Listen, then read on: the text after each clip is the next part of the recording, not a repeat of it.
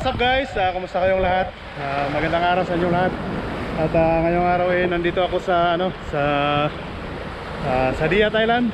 Kasi katatapos ng trabaho namin at namimingwit ulit tayo. Ito may nahuli na.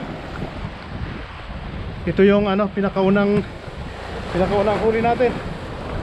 Medyo malaki yung kanyang hila. Tignan natin kung ano to.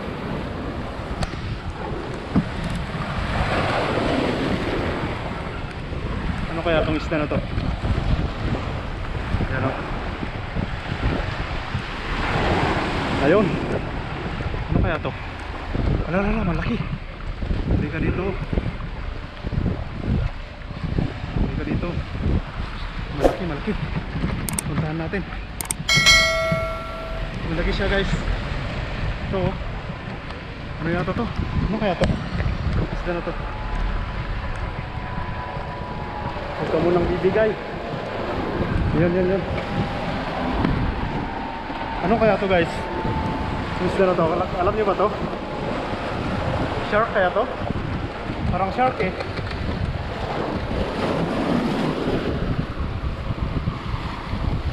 Baka madulas itong mga ano pa.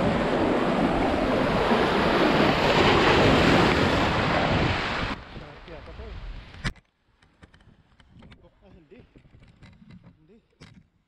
Hindi siya shark.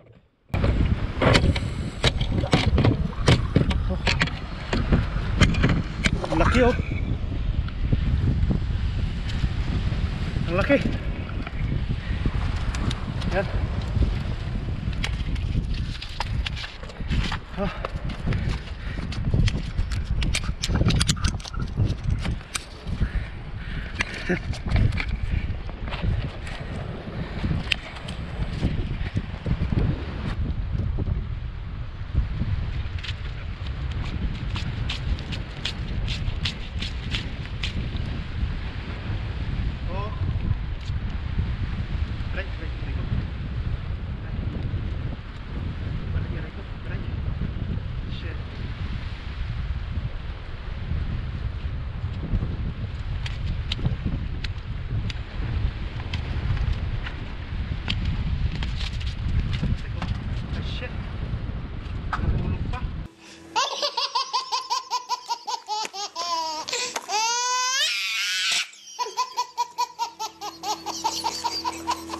Gago!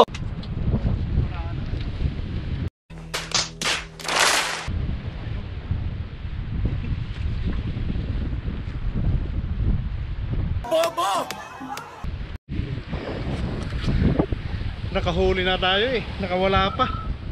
Okay lang sana kung masungkit pa natin. Hindi na natin masungkit. Masyadong malalim. Ang laki pa naman. Hindi ko alam kung anong isda yun. Para siyang bangos. Kaliskis na lang yung nandyan, no? So yun guys, pauwi na kami guys. At sa kasamaang pala, hindi natin nahuli yung isda kanina. Nahulog doon sa may butas. So try natin ulit next time. The next day. What's up guys? Kumusta kayong lahat? Sa mga kagaya kong Ilocano dyan, naimbag na aldoyo amin. At sa mga kaibigan kong Bisaya dyan, maayong buntag sa inyong tanan. Na diri ako karon sa Dia, Thailand para mag fishing. At makakasama natin si Nor nasa likod at si Sha.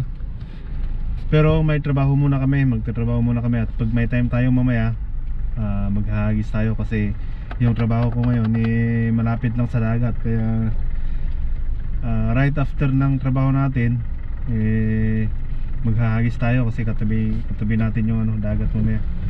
So check this temperature checking.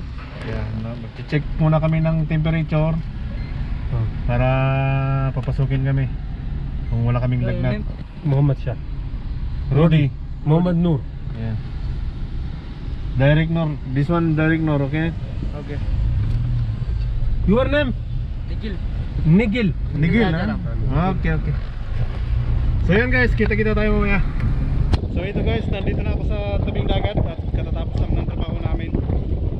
At iayos ko lang to, tapos hagis tayo agad para wala tayong masayang na oras. Ito pa lang si siya guys, Mahilig din mamingwit to, pero wala siyang magamit kasi maliit lang din yung sahod at marami siyang sinusuportahan sa kanilang bansa. Kaya hindi siya makabili-bili. Kaya ang plano ko pagka nagkapira tayo, rarigalihan ko siya ng isang set ng pamingwit. Sana nga magkapira tayo pagka magkaroon tayo ng extra na pera, bibilhan natin siya ng isang buong set ng pamingwit niya. Naawa ako kasi nakangiti lang pag nagkukwentuhan kami, inggit na inggit siya eh. Kaya minsan kapag kasama ko siya, binibigay ko sa kanya yung rod para siya yung magtapot. Ayan. Puntahan natin si Nor.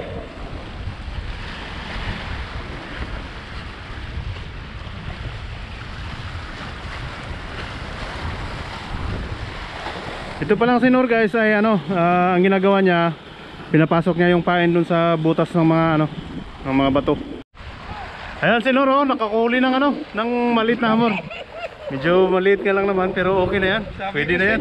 Una akong makahuli sa inyo. Yun Ayaw maniwala. Meron nga. Ayan, nakahuli na ng isa si Nor.